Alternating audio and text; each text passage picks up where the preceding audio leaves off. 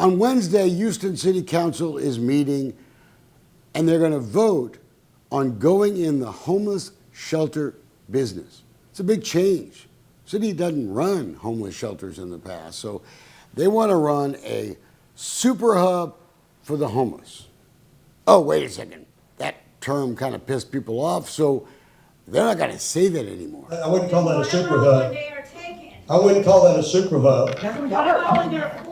Well, I won't call it a super hub anymore. Y'all talked me out of that. I mean, we have a better name for it, but right now it's 419 Emancipation. So this is a message to City Council. I know City Council members, a lot of them want to vote for this because this is part of the mayor's big $70 million plan to deal with the homeless. But let's talk about this particular deal. Then we'll talk about the neighborhood and the impact on folks in Edo. Let's talk first about this real estate deal. So there is a building on Emancipation that the city's own appraisal said was worth $10 million. This building ain't worth $16 million. And the excuse seems to be that there was an appraisal for $20 million. Yeah, the guy selling the building, that's who the appraisal came from. The only appraisal from the city says $10 million, yet the city is going to pay $16 million. They're going in the homeless shelter business. They're going to own this building, and they're saying, and you know government, they're always sort of wrong about this, that they're only going to spend about, and I say only, about $1 million a month, which means $12 to $14 million a year over the next 3 years on this building. What's going to happen after that, who the hell knows? But let's just take them at their word. That's $16 million for the building, and then another, let's say, $40, $50 million over the next 3 years. Close to $70 million to operate one shelter. For that reason alone, we should say no. For that reason alone, just the money part of this deal. Now, not just any shelter, but a triage, they call it, using a hospital term because it sounds more medical. A place that they're going to coax the people that are unsheltered, the people on the streets downtown. They're going to coax them into this place and try to help them get better. The nonprofits around the Houston area literally have hundreds of millions of dollars in assets. And Mr. Nichols, who's now our housing director, you know where he was before? For 5 years, he was the guy in charge of the Coalition for the Homeless. So why didn't he do it then? The city says it's going to use federal disaster relief money to buy the place. I'm not sure why we would allow the city to use money that was for a hurricane for a homeless shelter, which had nothing to do with the hurricane. But that aside, HUD has not approved using the money. So you're going to vote to buy real estate out of a fund when HUD hasn't even told you that it's okay to do that. What if HUD comes back and says, nope, can't use federal disaster money for this homeless shelter? This isn't the Biden administration anymore. So what if they come out and say you can't do it? Where do we get the money from then? Because we're going in the homeless shelter business, folks. Not smart.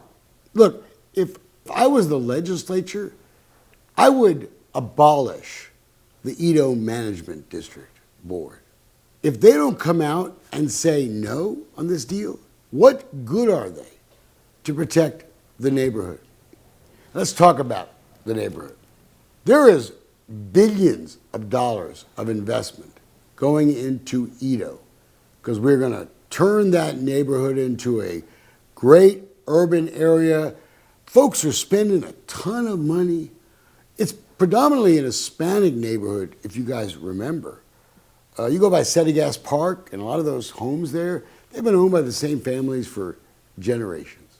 But there's also a whole movement of people to bring business in and buy expensive places to live in that are going to be right in the shadow of this place.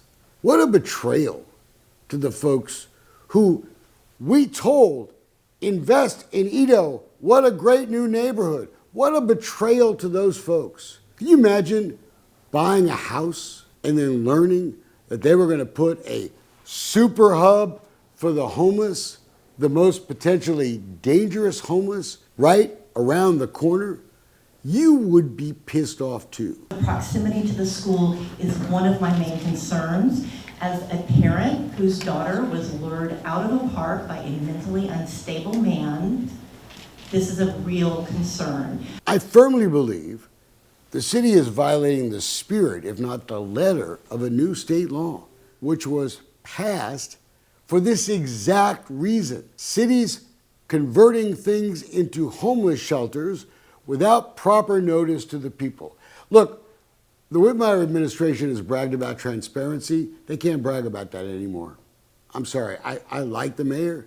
I think he's overall done a fairly good job, but he can't run away from this. They are going to shove this thing down people's throat, whether they like it or not. Let's talk about who we're talking about here. This triage, this super hub for the homeless, it's going to be for the most potentially dangerous homeless folks there are. Let's take the sympathy and wanting to help folks out of it for a minute. Call me mean, Councilwoman Carter, but a lot of these guys are mentally insane. They're, pardon the word, crazy. We all use that word, so just deal with it. We're rushing into this deal, I guess, because the housing director, Mr. Nichols, likes the place. Again, we think it is a solid building. We can move into it within hours. I'll say the same thing I said to City Council the other day. This is a bass-ackwards deal. We don't have the infrastructure set up.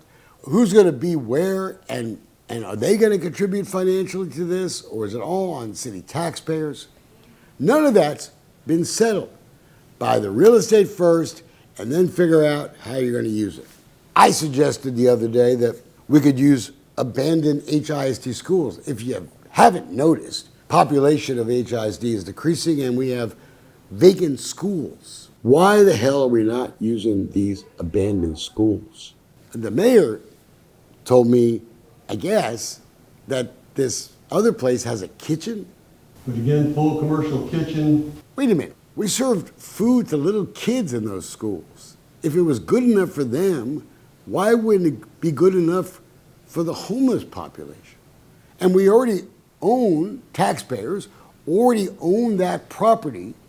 And as you can see, some of it is rotting away. Why don't we take advantage of the property we already own? We can buy some damn cots. Hey, we can even fix up the kitchen and make it nicer. But why aren't we exploring that? The mayor called me a disruptor the other day. And there's a reason I am disrupting this. Not just because it's a bad real estate deal. But let's talk about why people are scared. Why do we have to do all this extra security if there's nothing to be afraid of? These people have a damn good reason to be afraid. I was reminded at the meeting the other day about Josue Flores, little 11-year-old boy killed several years ago by a homeless guy. People remember those stories. Counselor, I just want to remind everybody about Jose Flores, the 11-year-old kid that got killed by a homeless guy in the north side. And that's something we all need to think about because this is our family.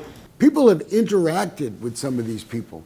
And look, we can all feel bad for someone who's mentally ill or on drugs, but we need to really examine the population that is now living on the streets, not in a homeless shelter. And remember, when they count once a year, the homeless in Houston, they only count downtown. Now, I don't know about you, but I have an office over on Richmond, and we have homeless and mentally ill people around here all the time. I see them on my way to work from the Heights. You've probably seen them in your neighborhoods too. Maybe we have less people homeless downtown, but they're scattered now around the city and the county. It's all of our problem. The Edo people are scared because of the kind of people that are going to be there. Look, I appreciate the mayor wants to get rid of the homeless problem downtown. You know what you're doing, Mayor? We're moving it. We're just moving it into a neighborhood. That's all you're doing. You cannot keep these people in there. You're not even sure yet what the curfew is going to be. You're going to need to be there in the facility before 9 o'clock or whatever time that is, no later than 10 for sure, but maybe it's 9 o'clock. We're talking about that right now. You can't stop them from leaving. So just think about how that scares people there. Somebody who has a young child who's 4 or 5 years old, or taking the baby out in the baby carriage, and you have to confront that scares the crap out of people. Forgetting property values and what this is going to do to the neighborhood. There literally will be people who have historically not wanted to be in shelters coming in and out of this place and walking through that neighborhood. Now, for all you district council members that are going to vote for this, I've already heard from some of you, well, I'm going to approve it because it's not in my neighborhood. Well, it's going to come to your neighborhood. City ought to tell us what neighborhoods they plan to put these things now, because this is the first of other property we're going to own or lease around the city to take care of our growing homeless problem. The other idea we have with the housing program is there will be other locations, not for people to sleep in, but for people who want to come in and get services, outreach drop-off, law enforcement drop-off throughout the county. We're looking at 3 or 4, again, locations. So all you district council members, think about how you would vote if this was being put by your house. That's the way you should vote. Think about how you would vote if this was by your house, because everyone's going to be watching. Everyone's going to be watching how everyone votes. It's pretty clear in this city that the Hispanic community does not have political power. So to my friends, the Hispanic council members, and I don't care whether you're Hispanic, black, white, green, blue, doesn't matter to me. But if you're representing your communities, you should say, why are you always crapping on us? Why are you crapping on Edo? When Edo is a place we're investing literally billions of dollars into making a great urban community. The city should not be going into this business, period. I think we should wait for HUD to approve the use of this money before we vote. That'll delay it for a while, and maybe this guy can find another chump to buy this building. But he's in a bad place, this guy.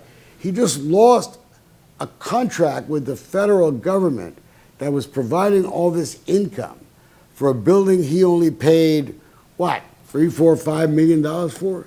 We're getting ready to buy it for $16 million. Good negotiating, Mr. Nichols.